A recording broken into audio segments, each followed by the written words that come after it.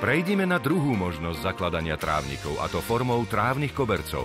Tie majú v odborných kruhoch označenie predpestovaná trávna mačina.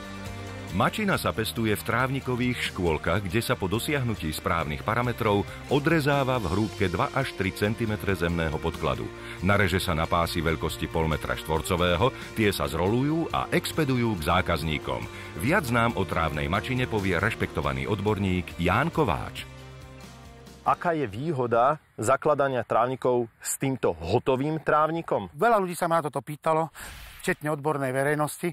Ja tvrdím jednu vec. Je rozdiel, keď si musíte kúpiť múku, vajco a nejaké kvasnice a upieť si doma chlebík. A teraz je otázka, či sa podarí a nepodarí, či bude chutiť alebo nie.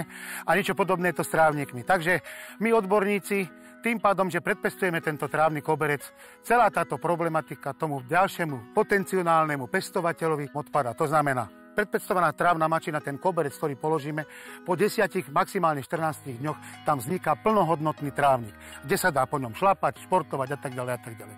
Kdežto keď ho vysejeme, no tak je to minimálne tie 2 roky, povedzme to pre zjednodušenie. Pri týchto predpestovaných mačinových trávnikoch by ma zaujímalo, čo je dôležité ako predpríprava pôdy, pretože viem, že tuto ľudia robia strašne veľa chýb. Najväčšie chyby pri zakladaní trávnikov, či sú to už výsevom alebo pokladkou trávnym kobercom, sa dejú vtedy, keď skutočne sa nedodrží ten postup navážania tej novej vegetačnej vrstvy. To znamená, o 20 cm výške budeme hovoriť. Je veľmi dôležité, aby tam táto vrstva bola cielená, to znamená, aby sme tam naviezli cielený trávnikový substrát, skutočne pre toto určený. To by bol taký prvý moment. Druhý moment, často sa stáva, že jednotliví tí majiteľi alebo ľudia to dokážu udusať vybračnou doskou, čo je absolútne neprípustné, pretože narušujeme potom hydrovodivosť samotnej tej vegetačnej vrstvy. Čiže toto navozím, z ľahučka prevalcujem. Skutočne najideálnejšie by bolo, keby sme túto plochu bez toho výsevu, bez tej trávnej mačiny polievali, aby nám vyrástli všetky nežiaduce byliny, ktoré potom po tých 20 cm asi výšky strekneme totálnym herbicídom a následne medzi tým sa nám uľahne vegetačná vrstva. Doporučujeme v každom prípade dať sieťku proti krtom a pokladáme trávnik, prípadne vysievame. V praxi sa často stáva, že ľudia pred pokladkou trávnika podklad polejú, prípadne ho zrotavátorujú a myslia si, že toto je dobre pripravený podklad pod trávnik. Určite je to chyba.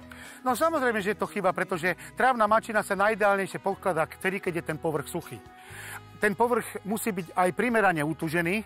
To znamená, my máme také obecné pravidlo, že keď sa chlapská noha proste postavíte sa jednou nohou na tú vegetačnú vrstvu, kde chceme tú trávnu mačinu pokladať, takže maximálne len, aby tá noha opísala stopu, nič viac. Nemala by sa zabárať. To je také obecné pravidlo. To znamená, žiadne vibračné dosky, skutočne taký ten záhradný válec do 80 kg, prevalcovať to a potom, keď sa pokladá ten trávnik, maličko to treba prehrábať, aby sme zdrsnili, aby sme povyťahovali trošičku hrudky, aby došlo potom k lepšiemu zakoreneniu, aby to nebolo zasa vyleštené jak doska. Je to veľmi dôležité a potom, keď sa aj pokladá ten trávnik, aby kde sú prípadné nerovnosti, aby nevznikala vzduchová bublina potom, tam, kde potom sa v tom prípade ten trávnik tam nechytí a vznikajú nám také presušené fleky. Trávnu mačinu musíme ukladať takým spôsobom, že keď si položíme balík, musíme dávať pozor na jednu dôležitú vec. A to je to, že neukladáme balíky úplne zárovno, ale mali by sa nám prekrývať zhruba v polovici.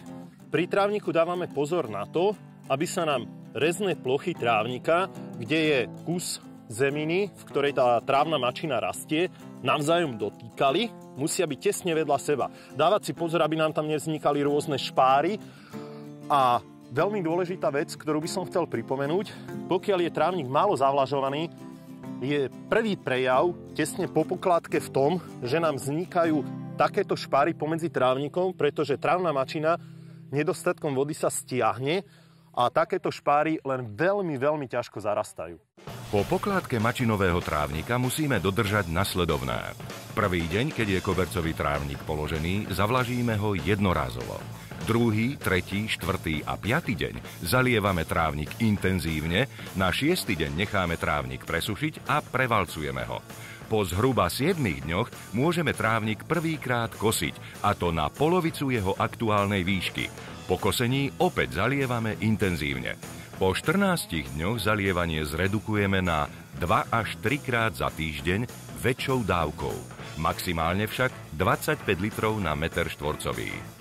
Treba podotknúť, že následne udržujeme trávnik v kosnej výške 3,5 cm.